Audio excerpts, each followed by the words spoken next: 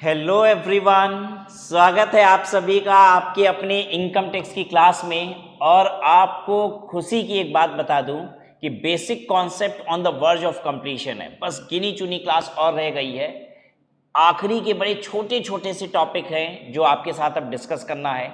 आज की क्लास में कुछ डिफरेंसेस हम डिस्कस करेंगे, जैसे बेसिकली हेड ऑफ इनकम और सोर्सेज ऑफ इनकम में क्या अंतर होता है, एग्जेम्पशन डिडक्शन में क्या अंतर होता है, इस तरीके की बातें करेंगे। तो चलिए समय व्यर्थ नहीं करते हैं, सीधे अपने टॉपिक पे आते हैं। Head of income versus source of income. Head of income versus source of income. Head of income 5 होती है, सबको मालूम है। Salary, house property, PGBP, capital gain, other sources. क्या क्या होती है हेड ऑफ इनकम?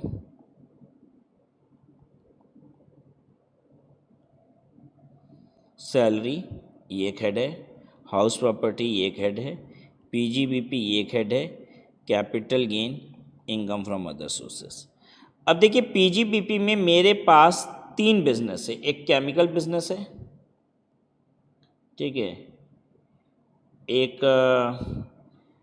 मेडिसिन का शॉप है मेरा, ठीक है, मेडिसिन बिजनेस है एक मेरे पास। एक मेरे पास गारमेंट की दुकान है, कपड़ों की दुकान है, तो एक गारमेंट बिजनेस है।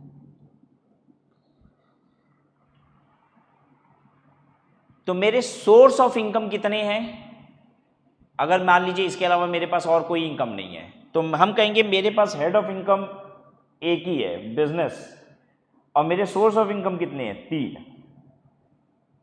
मेरे हेड ऑफ इनकम एक है, होता तो 5 हेड ऑफ इनकम है, लेकिन मेरे पास एक ही हेड ऑफ इनकम है और मेरे पास 3 सोर्स ऑफ इनकम है। ठीक है, तो हेड ऑफ इनकम तो 5 ही हो सकता है, ज़्यादा से ज़्यादा भी एक पर्सन के लिए 5 हो सकता है, लेकिन सोर्स कितने हो सकते हैं? अनलिमिटेड हो सकते हैं, कई सारे सोर्स ऑफ इनकम हो सकते हैं। ठीक है, अब मैं आपको बता रहा हूँ कि मेरे पास क्या क्या इनकम है। आप बताइए मेरी कितनी हेड है और कितने सोर्स हैं।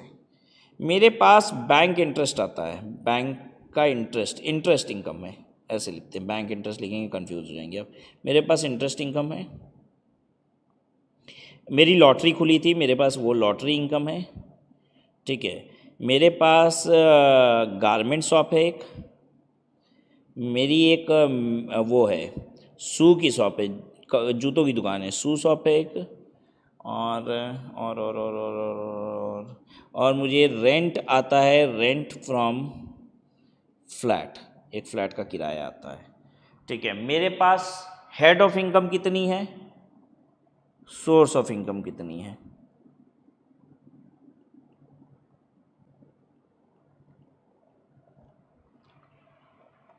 मेरी सोर्स ऑफ इनकम 5 है, 1 2 3 4 5, 5 सोर्सेज से हम कमाते हैं 5।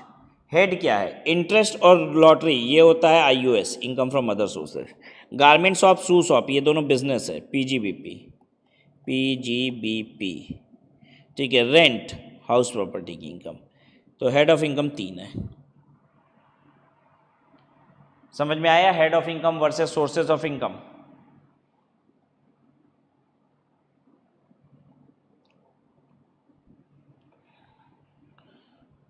For the purposes of assessment, all income chargeable to income tax have been divided into 5 categories. That is income from salary, house property, PGBP, capital gain, income from other sources. These 5 categories of income are known as heads of income under the Income Tax Act 1961. Under each head, there may be several sources of income. Thus, an SSE may be carrying 3 business, say that of chemical, paper, tea. 3 business कर रहा है. In that case, three business will constitute 3 sources of income. तो 3 business अगर है तो 3 sources of income हो गया, लेकिन all will be chargeable under only one head, that is PGBP. Exemption versus deduction.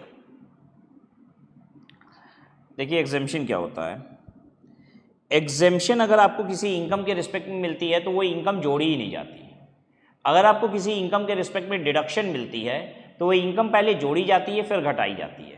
Exemption जोड़ी ही नहीं जाती, डिडक्शन जोड़ी जाएगी फिर घटाई जाएगी। समझाते हैं। मान लीजिए आपके पास 3 इनकम है, इनकम ए बी सी। ये है 3 लाख, ये है 4 लाख और ये है 4.5 लाख। ठीक है, ए इनकम के केस में आपको एग्जेम्पशन मिलती है, ठीक है। और बी इनकम के लिए आपको डिडक्शन मिलती है, C B A D B A एक और कर लेते हैं 5 लाख रुपये डी, बाकी सी और डी का कोई एग्जम्पशन डिडक्शन नहीं है। तो अब हम जब अपनी टोटल इनकम जोड़ेंगे, कंप्यूटेशन ऑफ टोटल इनकम,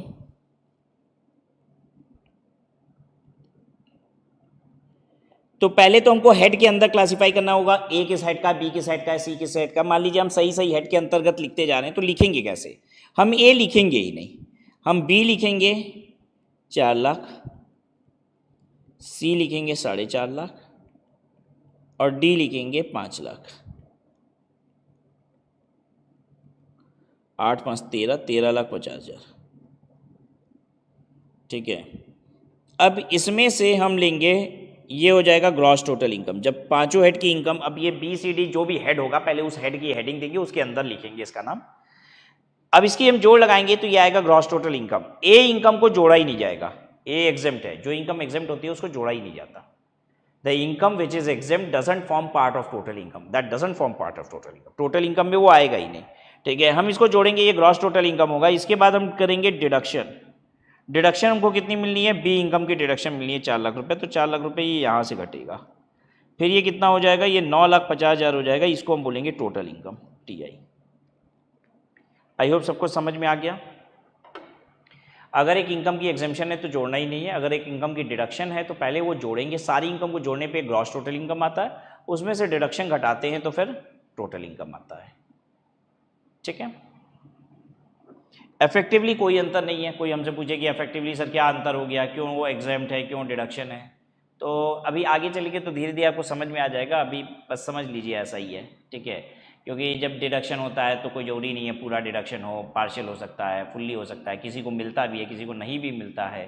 ठीक है, कंडीशनल होता है, तो जोड़ना तो है ही है। अब आप एलिजिबल हो तो क्लेम करो, नहीं एलिजिबल हो तो नहीं भी क्लेम करोगे। ठीक है, तो ये मत कहिए कि जब जोड़ के घटा ही रहे तो फ़ायदा क्या होगा। तो कभी कभी पूरा नहीं मिलता, पार्शियल कंडीशन सेटिस्फाई होती है, पार्शियल मिल रहा है, तो अलग अलग बातें हैं ना, इसलिए ऐसा है। ठीक है, तो एग्जेम्पशन जोड़ना ही नहीं है, डिडक्शन जोड़ेंगे फिर घटाएंगे।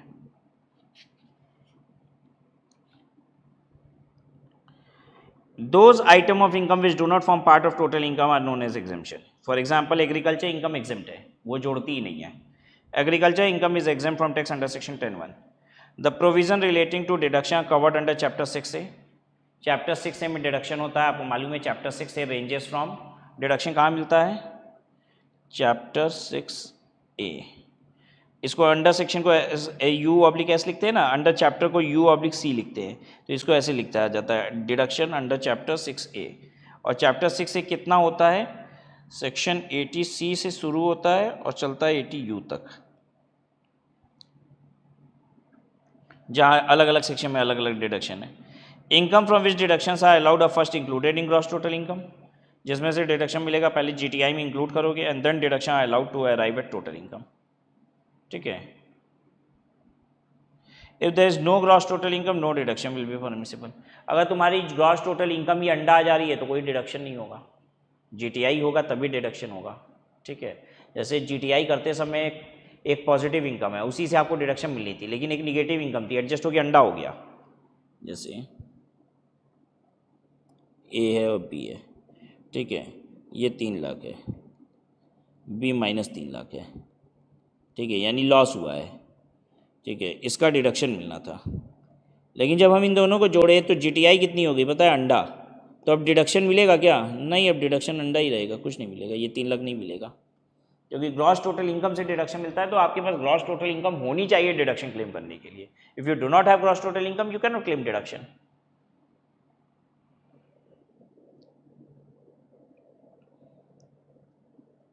Now next is application of income versus diversion of income. Application of income versus diversion of income. Application of income किसको कहते हैं?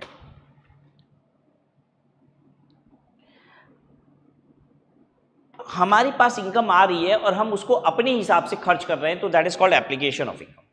जैसे बच्चे मुझे फीस देते हैं तो मैं उससे बिजली बिल जमा करता हूँ, मैं उसको अपने स्टाफ की सैलरी देता हूँ, किराया देता हूँ, उससे खर्च करता हूँ अपने हिसाब से। क्या बच्चा मुझे बताता है कि सर आपकी फ़ीस दे रहे हैं, किराए का पैसा भर देना, नहीं तो ठीक नहीं होगा? क्योंकि दिमाग खराब है तुम्हारा, तुम तुमको फीस देनी है तुम फीस दो, तुम हमको क्यों समझा रहे हो कि हमको क्या करना है अब इस पैसे का। एक बच्चा मुझे फीस दे रहा है, कह रहा है सर ध्यान दीजिएगा अपने स्टाफ की सैलरी दे दीजिएगा।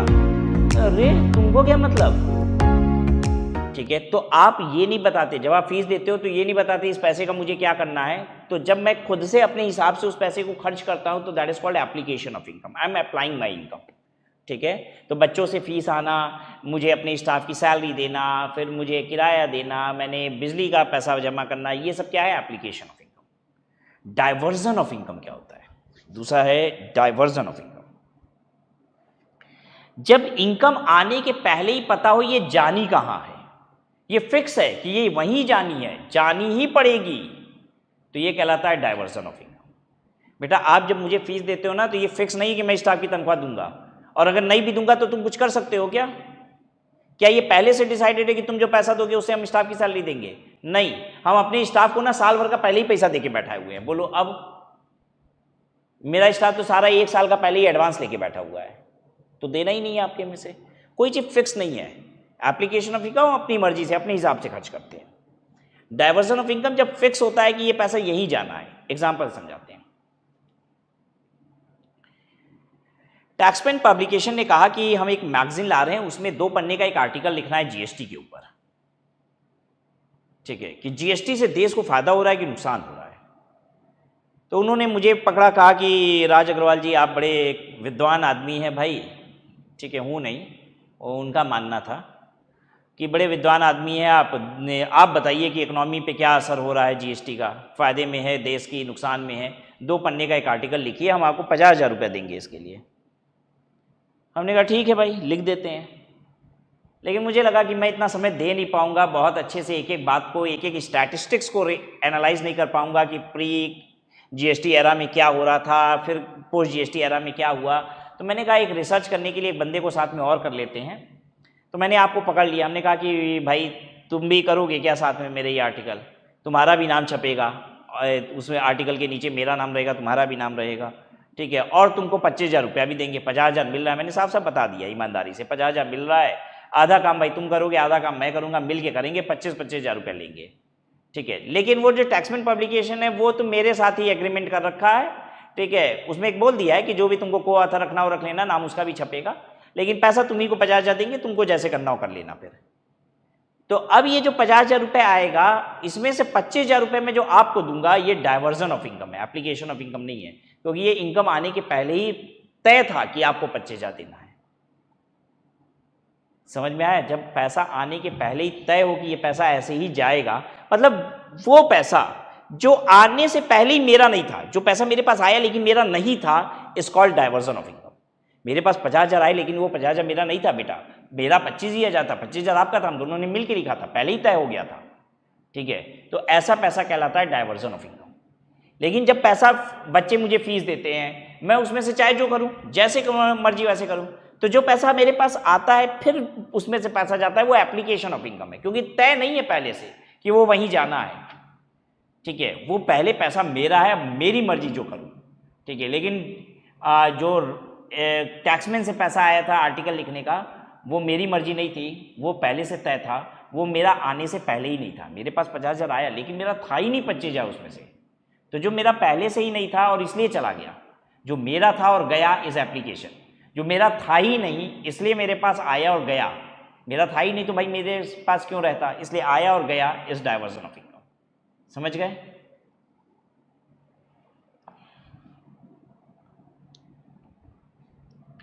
An obligation to apply the income in a particular way before it is received, आने से पहले ही ऑब्लिगेशन डिसाइड हो गई है कैसे खर्च करना है बाय द एसएससी, और before it is accrued or arisen result in diversion of income. पैसा आने से पहले ये डिसाइड हो जाए कि ये कैसे जाएगा, तो ये डाइवर्जन ऑफ इनकम है। On the other hand, an obligation to apply income which has accrued or arisen or has been received amount merely to application of income. Income को हमें खर्च करना पड़ेगा क्योंकि कुछ ऑब्लिगेशन है मेरे ऊपर, तो ये एप्लीकेशन ऑफ इनकम है। Diversion of income is not regarded as income.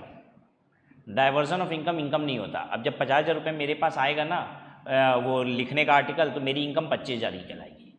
लेकिन जब 50,000 रुपया मेरे पास बच्चों से फीस आएगी, मैं उसमें से स्टाफ की सैलरी दूंगा, ये दूंगा, वो दूंगा, तो पहले मेरी इनकम होगी 50,000 रुपये, उसमें से खर्चा घटाएंगे, फिर नेट इनकम आएगी मेरी, मतलब मेरी रिसिप्ट कहलाएगी 50,000, उसमें से हम खर्चा घटाएंगे, फिर मेरी इनकम आएगी। मतलब पहले 50,000, फिर खर्चा घटा के फिर इनकम। लेकिन वहाँ पे 50,000 माइनस 25,000 नहीं करेंगे, वो जो आया वो सीधे 25,000 ही मेरी इनकम थी डाइवर्जन वाले केस में। But when the application SSA applies income to discharge the obligation after the income reaches in the hands, it would be an application of income and hence taxable. Example यही है जो हमने बताया, दो लोग मिलकर आर्टिकल लिख रहे थे। आइए नेक्स्ट हेडिंग देखिए क्या है, सब्सिडी और ग्रांट और cash incentive, duty drawback etcetera deem to be the income. Subsidy क्या होती है? जब सेल प्राइस का एक हिस्सा कोई और पे कर दे तो उसे सब्सिडी कहा जाता है। जैसे आपने सुना होगा गैस सिलेंडर में सरकार सब्सिडी देती है। इसका क्या मतलब है कि जैसे मान लीजिए आप गैस सिलेंडर मान लीजिए 1200 रुपये का है, ठीक है, तो जो सप्लायर है वो कहता है कि हम 1200 रुपये में बेचेंगे सिर्फ गैस सिलेंडर, तो सरकार कह रही है नहीं भाई मत इतना बेचो, गरीब जनता हमारी कैसे देगी, तुम एक काम करो चलो 900 रुपया दो का बेचो पब्लिक को, ठीक है, और जितने लोग तुमसे सिलेंडर लेते हैं पर सेल तुम हमसे 300 रुपया लेते जाओ, तो ये 300 रुपया हो गया सब्सिडी। क्योंकि ये जो गैस सिलेंडर है वो 1200 का ही बेच रहा है, वो 300, अगर आपसे 900 रुपया ले रहा है तो 300 रुपया सरकार से ले रहा है, तो this 300 rupees is called subsidy. तो ये जो बेच रहा है कंपनी उसके लिए ये 300 रुपया इनकम है। ऑब्वियसली ये 300 रुपया, ये भी तो 900 रुपया उसकी रेवेन्यू में जोड़ा जाएगा, ये 300 रुपया उसकी इनकम में जोड़ा जाएगा, ठीक है। तो what is subsidy? Very clear कि a part of the sale price is being paid by somebody else. जैसे फॉर एग्जांपल एक कॉपी बनाने वाली कंपनी है, उसको मैंने कहा कि तुम कॉपी कितने का बेचते हो, उसने कहा 15 रुपये का बेचते हैं। हमने कहा कि इस गांव में तुम कॉपी 10 रुपये की बेचो, तुम जितने लोग तुमसे कॉपी खरीदेंगे पर कॉपी 5 रुपया हमसे लेते जाना। ऐसे ही हम ऐसे ही CSR एक्टिविटी कर रहे हैं, कोई सोशल एक्टिविटी कर रहे हैं कि हम 5 रुपये दे देंगे, तो जो हम 5 रुपये दे रहे हैं वो उस कॉपी वाले के लिए इनकम है, 5 रुपये भी। हालांकि जनरली सब्सिडी गवर्नमेंट देती है, लेकिन कोई और भी दे रहा है, किसी और से भी किसी को मिल रही है, तो जिसको मिल रही है उसके लिए इनकम है, जिसको मिल रही है, ठीक है। ग्रांट क्या होता है? ग्रांट होता है लमसम पेमेंट। जैसे सरकार ही ग्रांट वगैरह भी देती है, कहती है इस रिमोट एरिया में जाके फैक्ट्री लगा दो, हम आपको 1 करोड़ रुपये देंगे, देती है, गवर्नमेंट भी ग्रांट देती है। जैसे SCZ वगैरह में हमने आपको बताया था ना, SCZ जंगल होता है, वहाँ मंगल कराना होता है, तो गवर्नमेंट कहती है कि एक काम करो तुम फैक्ट्री लगाओ, मान लो तुम जितने रुपए फैक्ट्री लगाने में लगाओगे, जितना इन्वेस्टमेंट करोगे उसका 20% सरकार दे देगी तुमको। तो तुम 10 करोड़ की फैक्ट्री लगाए, 2 करोड़ रुपये सरकार दे दी, तो 2 करोड़ रुपये ये ग्रांट है, तो 2 करोड़ रुपये तुम्हारी इनकम कहलाएगी। फिर कैश इंसेंटिव, ड्यूटी ड्रॉबैक, ये क्या है? ये एक्सपोर्ट बेनिफिट्स हैं।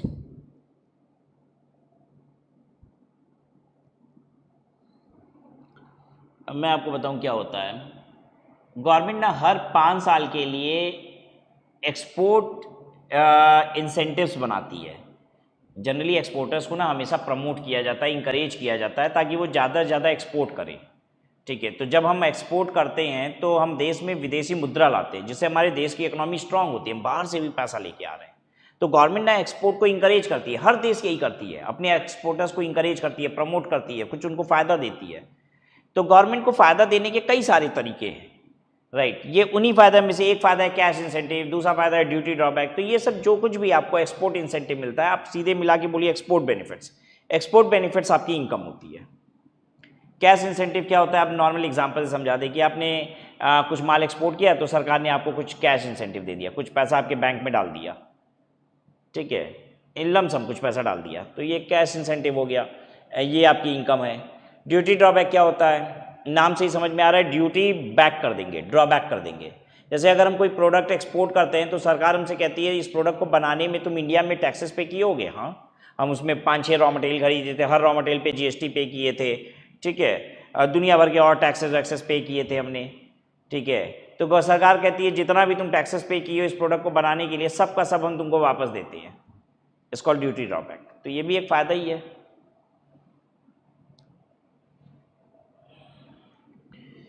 assistance in the form of subsidy or grant or cash incentive or duty drawback or waiver or concession or reimbursement by whatever name called by the central government or state government or any authority or body or agency in cash or kind to the SSE other than the subsidy or grant or reimbursement which is taken into account.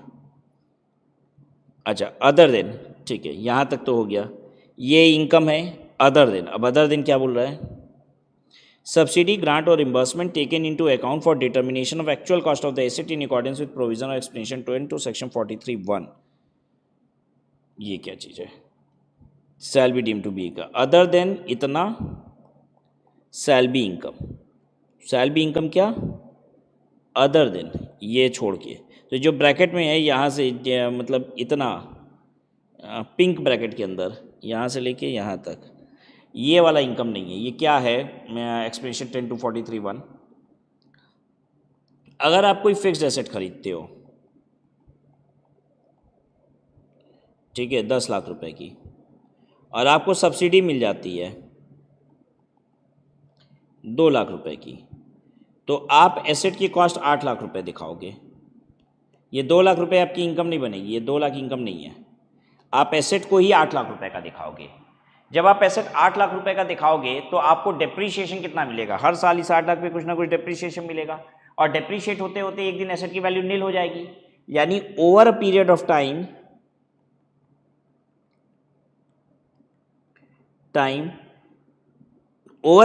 Time total depreciation हमको कितना मिलेगा? 8 लाख. अगर ये machine 10 lakh की थी, अगर ये 2 लाख की सब्सिडी ना मिली होती तो over the period of time हमें डेप्रीशिएशन कितना मिलता? 10 लाख. ठीक है, हम ओवर द हर बार कुछ ना कुछ डेप्रीशिएशन घटाएंगे, घटाते एक दिन एसेट की वैल्यू नील हो जाएगी. हम टोटल एसेट के लाइफ टाइम में कितना डेप्रीशिएशन घटा लेंगे? 8 लाख. जब भी हम डेप्रीशिएशन घटाते हैं तो प्रॉफिट मेरा कम होता है, तो over the period of time मेरा प्रॉफिट कितना कम हो जाएगा? अरे कभी कुछ होगा, कभी कुछ कम होगा, लेकिन एसेट की लाइफ में, पूरे लाइफ में हमारी इनकम 8 लाख से कम होगी. हाँ, कभी कुछ कम होगा, जितना डेप्रीशिएशन चार्ज करेंगे उतना प्रॉफिट कम होगा, लेकिन कुल मिला के डेप्रीशिएशन की वजह से हर साल का मिला के टोटल प्रॉफिट मेरा 8 लाख से कम होगा. अगर यही हमें सब्सिडी ना मिली होती तो मेरा डेप्रीशिएशन होता 10 लाख रुपए और मेरा profit over the life of the asset 10 lakh से कम होता. यानी सब्सिडी के मिलने की वजह से 2 लाख रुपए का मेरा प्रॉफिट डेप्रीशिएशन कम हो जा रहा है. मेरा डेप्रीशिएशन 2 लाख रुपए का कम हो जा रहा है over the period of asset इस सब्सिडी के मिलने की वजह से, क्योंकि हम डेप्रीशिएशन 8 ही लाख चार्ज कर पाएंगे ना इंस्टेड ऑफ 10 लाख. तो सब्सिडी मिलने से मेरा डेप्रीशिएशन 8 लाख हो जा रहा है, यानी मेरा प्रॉफिट 2 लाख रुपए से बढ़ जा रहा है. ठीक है, कम डेप्रीशिएशन 2 लाख रुपए का चार्ज हो पा रहा है, जिससे मेरा प्रॉफिट 2 लाख रुपए से बढ़ जा रहा है और मेरा 2 लाख रुपए का टैक्स चला जा रहा है. तो इसीलिए ये 2 लाख रुपए जब सब्सिडी मिलती है तो ये इनकम नहीं होती है. तो जब भी कोई एसेट के लिए आपको सब्सिडी मिलती है, कोई ग्रांट मिलता है, तो वो इनकम नहीं कहलाती, क्योंकि ऑटोमेटिक आपका डेप्रीशिएशन कम हो जाएगा. जब डेप्रीशिएशन कम हो जाएगा तो प्रॉफिट आपका बढ़ जाएगा ना उतने से. तो जब प्रॉफिट बढ़ गया तो हो तो गया इफेक्ट पूरा. एक बार में नहीं बढ़ रहा है 2 लाख रुपया, लेकिन धीरे धीरे हर बार कुछ ना कुछ डेप्रीशिएशन कम चार्ज होगा. होते होते कई सालों में एसेट की लाइफ भर में 8 लाख रुपए का ही डेप्रीशिएशन चार्ज होगा, नहीं तो अदरवाइज तो 10 होता ना. तो 2 लाख का कम डेप्रीशिएशन चार्ज होगा, तो 2 लाख का कम डेप्रीशिएशन चार्ज होने का मतलब 2 लाख से प्रॉफिट बढ़ा ना. ठीक है, इसलिए ये इनकम नहीं होता. तो याद रखिएगा कि जब भी किसी फिक्स्ड एसेट के लिए ग्रांट वगैरह मिलेगा तो वो इनकम नहीं होगी, क्योंकि वो कॉस्ट से घट जाता है. कॉस्ट से घटने का असर ये आता है ना कि डेप्रीशिएशन कम मिलता है. डेप्रीशिएशन कम मिलने से ऑटोमेटिक प्रॉफिट कम हो जाता है. डेप्रीशिएशन कम मिलने से ऑटोमेटिक प्रॉफिट बढ़ जाता है.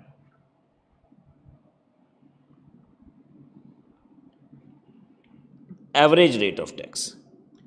एवरेज रेट ऑफ टैक्स क्या होता है? Average rate of tax means the rate arrived at by dividing the amount of income tax calculated by total income by on the total income by such total income. ये क्या मतलब है इसका? देखिए, कुछ दूर तक की इनकम पे टैक्स लगता ही नहीं, कुछ फिर 5 लगता है, फिर 10 लगता है, फिर 15 लगता है. तो इफेक्टिवली मेरी इनकम पे क्या रेट ऑफ टैक्स बैठ रहा है, इसको कहा जाता है एवरेज रेट ऑफ टैक्स. मैं एग्जाम्पल समझाऊंगा तभी समझ में आएगा.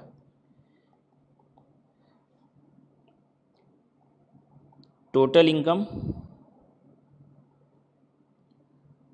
7,90,000, इंडिविजुअल है, रेजिडेंट है,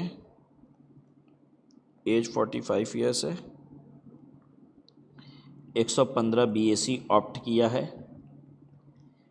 calculate average rate of tax, average rate of tax 7,90,000 रुपये पे। छाप लिए क्वेश्चन की नहीं, तुम भी लिख लो, तो इसी पे कराएंगे एवरेज रेट ऑफ टैक्स।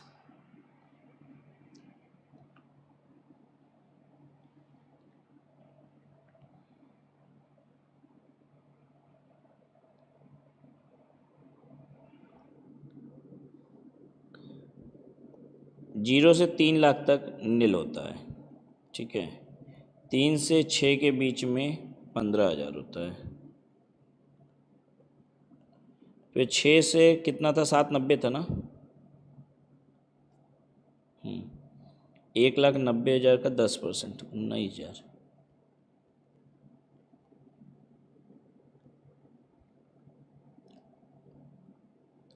₹34,000। अच्छा, कोई रिबेट मिलेगा क्या? नहीं, सच आज है नहीं, सेस लगेगा, हेल्थ एंड एजुकेशन सेस 4%।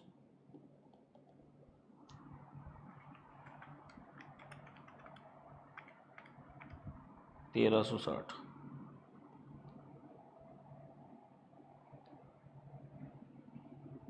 35,360 रुपये ये आ गया टैक्स पे। अब एवरेज रेट ऑफ टैक्स कैसे निकलता है देख लीजिए। Average rate of tax is equal to tax on income upon total income into 100। हमारा टैक्स बना है 35,360 रुपया, कितने रुपए की इनकम पे? 7,90,000 पे। तो क्या परसेंट हुआ, हमको कितना पड़ा टैक्स? 35,360 डिवाइडेड बाई 7,90,000 गुणे 100, 4.475 आ रहा है, यानी 4.48% कह सकते हैं। 4.48% एवरेज रेट ऑफ टैक्स है मेरा। हमको 4.5% टैक्स देना होता है, यही मतलब हुआ इसका। कुछ दूर तक नहीं, फिर 5, फिर 10, ये नहीं। फिर हम एवरेज रेट ऑफ टैक्स का मतलब होता है तुम्हारा इफेक्टिवली कितना टैक्स पड़ा। तो हमको इफेक्टिवली टैक्स पड़ा 4.48%। This called average rate of tax. ठीक है, निकाल लेंगे आप भी। जो भी टैक्स आएगा divided by total income into 100 कर देना, तो एवरेज रेट ऑफ टैक्स आ जाएगा। So this was all about today's class. आज की क्लास को यहीं पे समाप्त करते हैं।